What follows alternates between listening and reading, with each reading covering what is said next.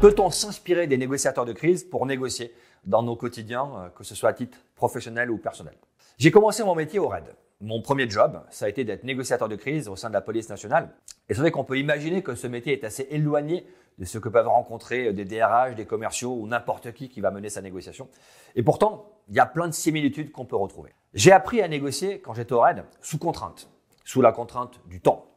On travaillait dans l'urgence, systématiquement. Quand le beeper sonnait, c'était pour partir sur une mission sur laquelle tout avait déjà été tenté par les collègues de la police locale et le temps était comprimé.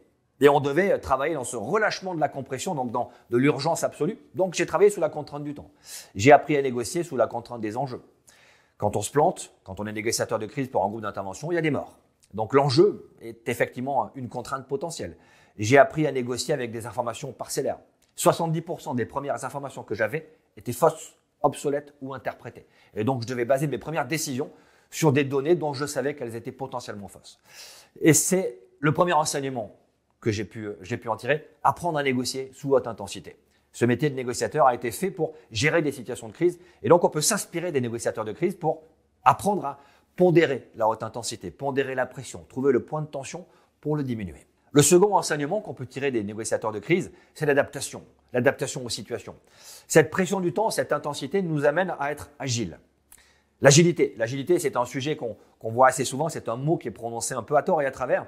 Je vais vous donner ma propre définition de l'agilité. Pour moi, l'agilité, c'est l'adaptation immédiate avec les moyens disponibles. C'est pas juste l'adaptation, tout le monde s'adapte. C'est l'adaptation la plus rapide possible, immédiatement, dans la situation et avec les moyens qu'on a sous la main. Ça veut dire beaucoup d'improvisation. Et ce que j'ai pu découvrir quand j'ai développé ce métier de négociateur de crise au sein des groupes d'intervention et quand je croise aujourd'hui des négociateurs de groupes d'intervention qui viennent se former chez nous, bien, c'est qu'ils ont une capacité d'agilité supérieure aux autres.